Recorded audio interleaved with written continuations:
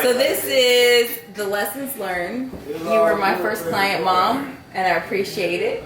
You trusted me on this project. Yes. So I just wanted to show you, this was the original proposal I gave to you right here. And then I changed it because of the gray aspect of it right here. So what made you decide to change from the dark cabinets, dark mahogany cabinets that you so desire and love to now the gray cabinets? Because I was tricked. They brought me one dirty brown cabinet and a really pristine, beautiful gray cabinet, and there was really no choice. I mean, come on. I chose the one that looked the best. By the way, my family's laughing in the background, so if you hear them. Sorry. Okay. Yeah, we're actually honoring my mother this weekend. Trailblazer Woman of the Year. Trailblazer of the Year. How did your designer do at presenting the proposal to you all? Oh my gosh, I'm getting a proposal for my daughter, and I'm expecting some like little chicken scratch, like something written on, but it was like way super professional and very formal. I almost felt like I was a client and not a mother. But I'm glad that it was super professional. And yeah, it was well written out. The budget was written out. The design concepts, it got me excited. Do you suggest using a general contractor, or do you suggest getting several quotes prior to executing a project of this magnitude? I probably, in retrospect now, I would go with people that I know, like, and trust. But there were some other issues that were beyond our control. That were going on with the contractor. So I think that in retrospect, I would get several quotes from people that I know, like, and trust. Because he had a great Yelp rating, right? Yes, he did. And so sometimes you can't just take Yelp and Google ratings as the ultimate in all. I would suggest you probably looking at if they have any pending court documents. Or if they have some criminal records. Even Better Business Bureau, because his ratings were great on Better Business Bureau. I would suggest going even further and doing even more background research. We're talking about our original general contractor that we ended up finding out a lot of things about them later on. And then we were lucky enough my parents have had not a contractor, but kind of a handyman that has been doing a lot of things, and he was able to finish up the project. You will see photos in the remodel video that you need to look at. Yeah. Do you think homeowners should hire the subcontractors directly and pay them work? It depends, because you have to know what type of work the person is able to do.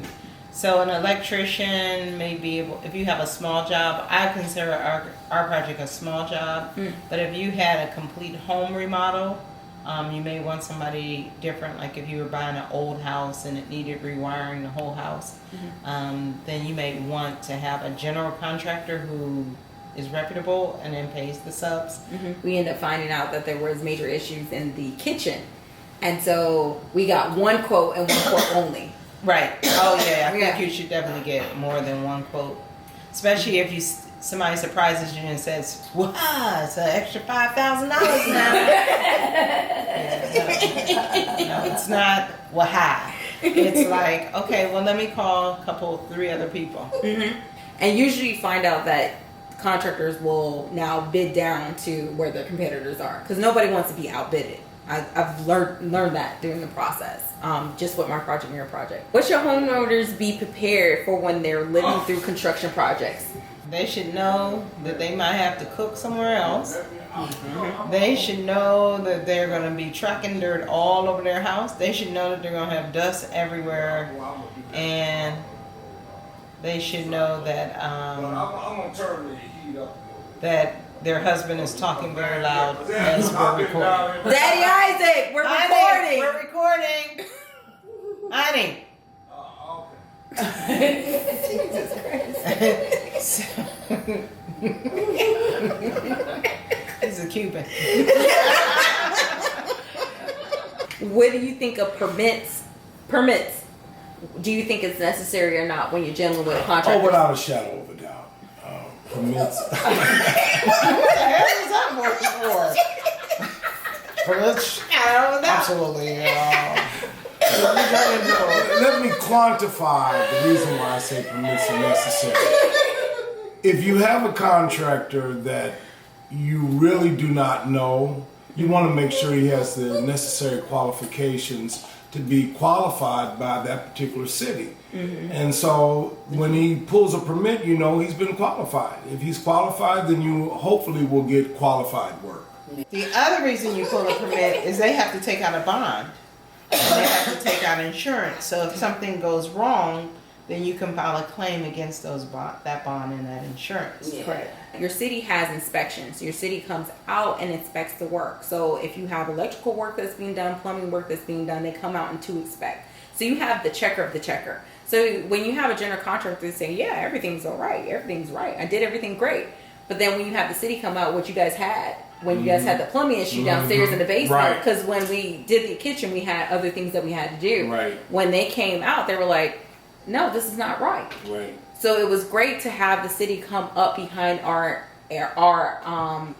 general contractor and say, you need to fix these things because it's not according to code and not according to the current standards. And so that protects your house. Our contractor actually suggested that we did get the permits in our own name. I would never suggest you do that. Selecting materials and vendors.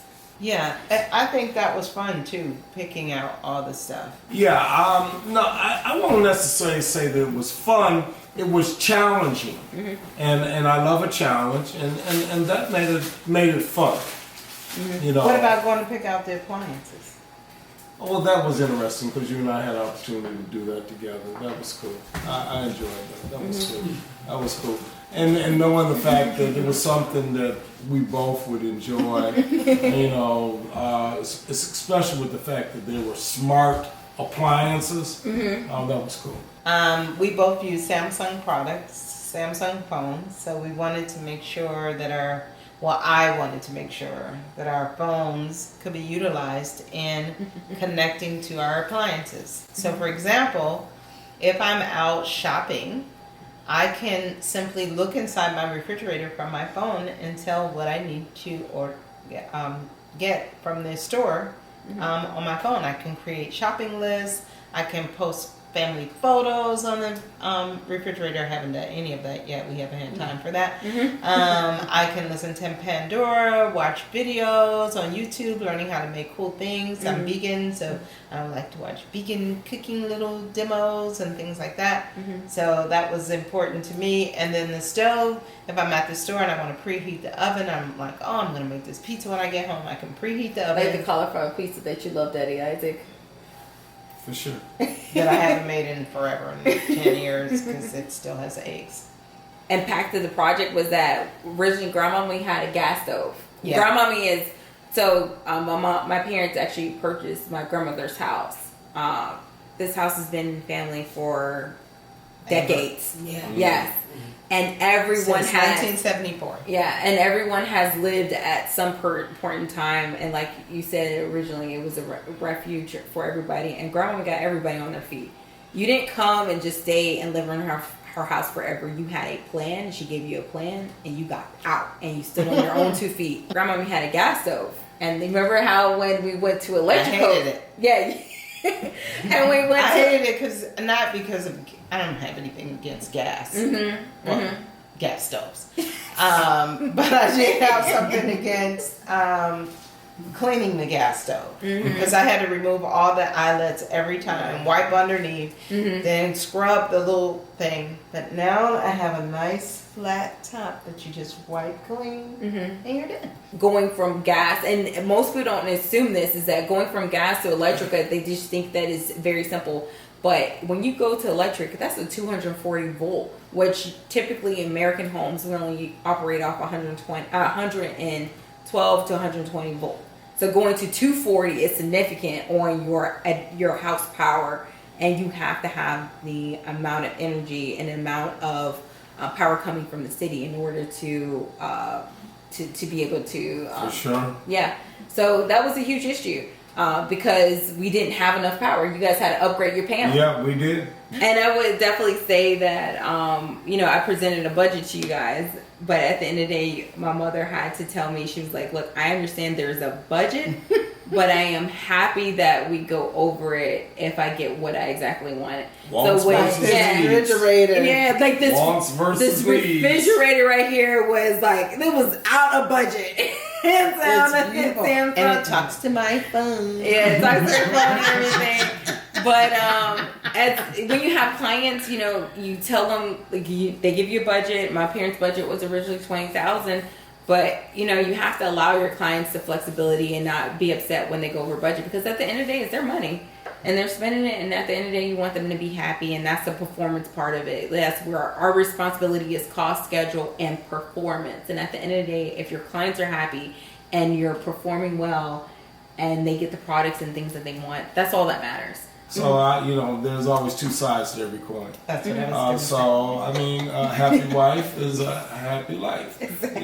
So all is well. But I do really appreciate the efficiency of the electric stove, and we've had opportunity to use it. And, of course, the smart refrigerator and the smart dishwasher. We're quite pleased. When drafting a contract with contractors, what should a homeowner consider? Well, I think the key thing, Who's the contract guy? a couple things. One, of course, number one, the price, but you want to have a beginning date and an ending date. And you want to know the amount of money that you're going to pay them, what they have actually done at that specific date. That keeps the contractor on task, and it allows you to know what your expectations are in regards to what's going to be finished and when it's going to be finished. Absolutely. I just think that it allows both the contractor and the individual, the client, to have a sense of expectation in regards to money that's going to be spent and the work that actually is going to be completed. Now, what I think we made a mistake in the very beginning when we signed the original contract is that we didn't have a full statement of work. We had a statement of work written, but it wasn't on the contract that we signed. Remember? Right. It was an addendum. Yeah. Right. So it should embody the contract. Yeah. Right. And then with specific dates and specific times and when money is released for each part of the project. So with my contractor, I did a contract a little bit differently than my parents for my California house. What I did was pay half up front and half at the end, and that was per each sub. So that was the electrical work, that was the plumbing work, and so on and so forth. Discuss scope creep. So in program management, again, I'm a program manager. I haven't disclosed that in my previous videos, but I am a program manager certified. And that's what I do for a living. Scope creep is, originally you have a scope of work, right? Sure. Which was, our original scope was the kitchen, right? Scope creep is when you have clients and then slowly they go, what about the flooring in the dining room? What about the flooring on the stairs? What about the flooring? Like me. I can speak to the whole piece of scope creep. You do have a certain expectations of what you want. Understand the fact of what you want, and when you get into a project, it is going to mushroom because you will begin to see things that this needs to be done and that needs to be done. What am I saying? There are going to be expenses that will be over and above your budget. So Latoya, let's talk about Latoya and what we feel about her Sure. role in the project. Oh my gosh. So Latoya was very communicative throughout the entire process. She made herself available when we were having snacks with the contractors, or she was very professional. She stayed on task even when I wanted to go off on people. She would be like, okay, Mom, that's not going to help. Let's deal with the issue. Let's deal with the problem. Let's focus on the project, the mission of the whole thing. And I think she kept us in line and kept, cooler heads made cooler heads prevail. And the other thing is that, like, I'm not saying this because she's my daughter. I don't give false compliments to anybody. So her work is phenomenal. Like, Yes, it is. I've never been in any of my. I've seen people remodel their houses, but they usually just do a lipstick job, like paint it up and then throw some stuff in there. But they never like pull out a wall and open it up. Like, I feel like we're on HGTV. She should have her own show. So whoever's out there, she's really cute. She's not married. So if there's any single guy, Oh my she's God. available, and Oh, she's this really is smart. crazy. She make a great wife. This is crazy. Are you guys satisfied with the end design, Mom?